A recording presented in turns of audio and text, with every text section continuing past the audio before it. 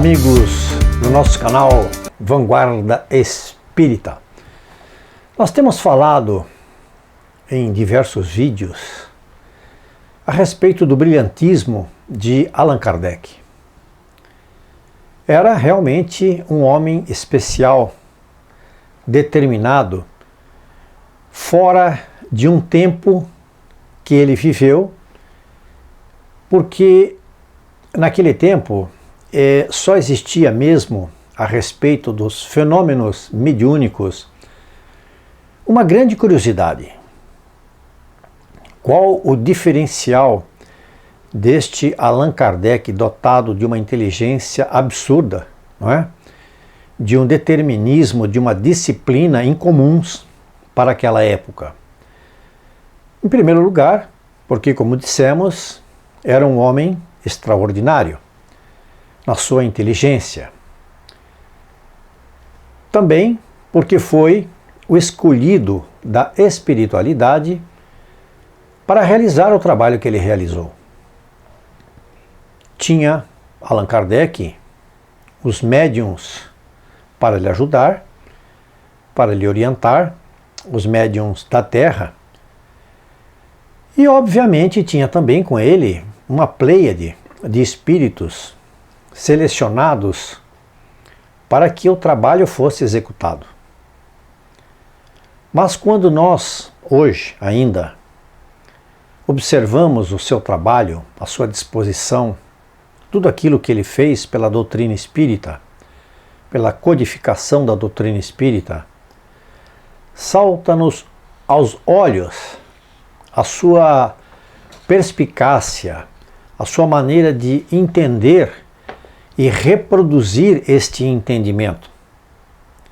Porque uma coisa é você entender sobre um assunto, a outra é você não entender, como era o caso, procurar pelo entendimento e, após a descoberta, colocar tudo isso de maneira organizada, no que resultou o nosso Pentateuco, os 5 livros, os quais a doutrina espírita, não é, hoje utiliza, porque é a base total da nossa casa espiritual, os 5 livros do Allan Kardec.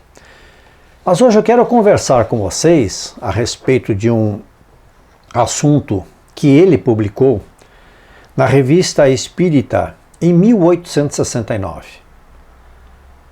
Me atrevo a dizer que foi a última revista publicada por Allan Kardec, não é? A última revista espírita publicada, e após ele acabou falecendo.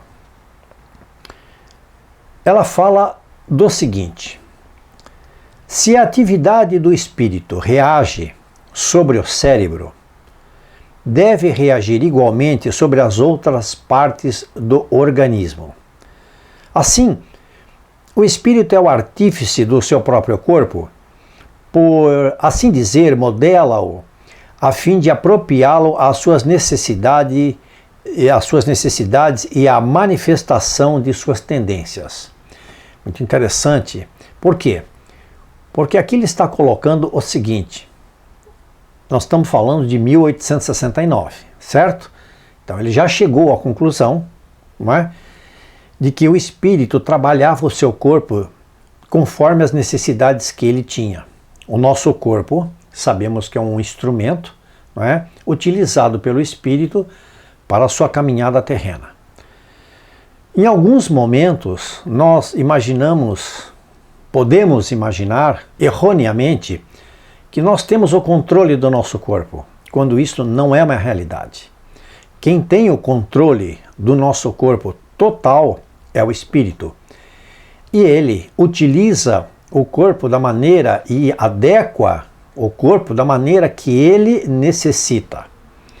Se ele precisa trabalhar, por exemplo, no local onde as temperaturas são muito frias, ele, espírito, vai adequar o seu corpo para que enfrente estas temperaturas frias. O contrário é uma verdade também. Se ele necessita que o seu corpo seja forte, porque ele vai trabalhar numa situação em que ele vai exigir uma musculatura apropriada, o espírito vai moldar o seu corpo às suas necessidades. Como diz aqui, o espírito é o artífice, é o artesão do seu próprio corpo, da modelagem do corpo. Assim sendo, a perfeição do corpo nas raças adiantadas seria o resultado do trabalho do espírito que aperfeiçoa o seu utensílio à medida que aumentam as suas faculdades. À medida que aumentam as faculdades, não é, do espírito, à medida que ele vai enxergando mais, que ele vai tomando mais a sua plenitude espiritual, ele vai então adequando o seu corpo de uma maneira melhor, moldando de uma maneira melhor. Por assim dizer desta maneira, o que é que pode acontecer? Este corpo vai ser muito mais bem acabado, tanto interna como externamente, não é? Por uma consequência natural desse princípio, as disposições morais do espírito devem modificar as qualidades do sangue, dar-lhe maior ou menor atividade. Olha só, as disposições morais do espírito vão influir no sangue, não é? Na química sanguínea que vai irrigar o cérebro, os neurônios, toda a parte cerebral e toda a parte, obviamente, que o sangue percorre, não é, o nosso corpo, as nossas veias, bombeado pelo coração. Isto quer dizer que nós estamos aqui conversando sobre uma parte mais científica da doutrina, onde o espírito tem o domínio sobre o corpo, mais domínio sobre o corpo, e ele, com este domínio, consegue trabalhar o seu corpo à maneira que ele quer, inclusive a química que influi nos órgãos do corpo. É muito importante também, nesse momento, falar que dentro daquilo que nós entendemos como essencial para o espírita, né, estudar, nós temos o perispírito. O perispírito é um capítulo à parte e espetacular e sensacional e indispensável no estudo para que o nosso irmão espírita entenda sobre como funcionam as partes do seu corpo cientificamente, como nós nos conectamos à espiritualidade, como nós reagimos às intempéries, diríamos assim, da vida, não é? Que vem do exterior e que se chocam com o nosso corpo. Como é que funciona isto? O perispírito, os estudos do perispírito nos dão estas respostas. Zalmino Zimmermann tem um livro sobre o perispírito que eu já dei alguns cursos sobre este livro e que reputo como, junto com a Leon Denis, não é? As melhores informações sobre o perispírito que o nosso irmão espírita pode conseguir. Não é o alimento que pode superexcitar o órgão do paladar, pois não há contato. É, portanto, o espírito, cuja sensualidade é despertada, que age pelo pensamento sobre este órgão, ao passo que, sobre um outro espírito, a visão daquele prato nada produz. Quando nós entendemos que alguns espíritos ainda dominados pela matéria pensam em algo, não é? Em algum prato comestível que lhe dá grande prazer, ele desperta então esta sensualidade, como diz o texto, não é? Allan Kardec nos diz, sobre aquele prato, sobre aquela comida, com isso despertando nele ainda uma primitividade, não só sobre alimentos, mas também, de um modo geral, sobre outras situações que, ao pensar, o espírito desperta então aquela sensualidade. Alguns espíritos já não sentem mais absolutamente esta necessidade. O pensamento ele já está além das necessidades supraalimentares materiais, que é o que nós, na verdade, vamos utilizar na espiritualidade quando estivermos numa condição, não é, de adiantamento espiritual. Seguindo esta ordem de ideias, compreende-se que um espírito irascível, não é, deve levar ao temperamento, seu temperamento irritadiço, de onde que se segue. Um homem não é colérico, ele não tem a cólera, não é? Porque ele se irrita, mas ele se irrita porque ele tem a cólera, a raiva dentro dele. Ou seja, o seu coração é endurecido, ele então reverbera as vibrações daquilo que ele não gosta e torna-se então irritado ou irritadiço. A ação do espírito sobre o físico é de tal modo evidente que, por vezes, se vêem graves desordens orgânicas produzidas por efeito de violentas comoções morais.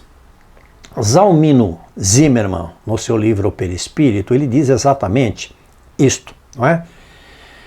Que uma martelada, esta é a palavra que ele usa literalmente, uma martelada moral pode produzir um efeito de reverberação no corpo material que vai transmitir essa reverberação para o perispírito de uma maneira que o perispírito, ao sentir e transmitir essas sensações, ele volta para o corpo com um problema, não é? Que o corpo pode adquirir dependendo daquilo que ele está sentindo, daquele problema moral que acabou de acontecer, de uma situação que ele não pôde tomar uma defesa, diríamos assim. Muito bem, o que nós podemos dizer de tudo isto, desta revista de 1869 do nosso querido Allan Kardec? Que ela é uma revista de vanguarda, obviamente, naquela época já era uma revista de vanguarda, mas hoje ainda ela nos surpreende. Muitos textos, muitas reportagens contidas nessas revistas espíritas da época de Allan Kardec dizem muito do aprendizado que nós ainda precisamos para poder entender melhor a nossa doutrina espírita. Repito que o irmão espírita que frequenta as casas que possuem cursos, o que é fundamental na nossa doutrina. Uma casa espírita, ela não pode persistir ou realizar trabalhos sem que os seus irmãos possam frequentar dentro desta casa, na medida do possível, cursos, mesmo que sejam os cursos mais simples, mas que são cursos fundamentais, necessários para um aprendizado daquele irmão que quer saber mais da doutrina. Por quê? Porque a doutrina espírita nós já dissemos aqui, e estamos assim, sempre repetindo que ela não é apenas religiosidade. A doutrina espírita, ela nos entrega muito mais. Ela nos entrega, dentro da sua cientificação, uma necessidade do irmão ir buscar essas verdades, de ele aprender, de saber como tudo isto se realiza, quem ele realmente é. Quando pudermos todos, estar já numa situação em que estas casas das quais eu estou aqui me referindo tiverem condições de reproduzir cursos sobre o espiritismo de uma maneira mais científica, falando inclusive do perispírito, poderemos então chegar a um ponto, a um patamar da doutrina de muito mais assertividade e de muito mais entendimento. Queridos irmãos, voltaremos a estes assuntos do perispírito, falaremos mais de Allan Kardec, este notável Allan Kardec que todos nós amamos dentro da nossa doutrina. Vamos falar mais também das revistas espíritas. Inscreva-se no nosso canal, toque lá no sininho para receber as novidades, compartilhe o nosso canal e não esqueça do seu joinha, que para nós é muito importante. Muito obrigado a todos!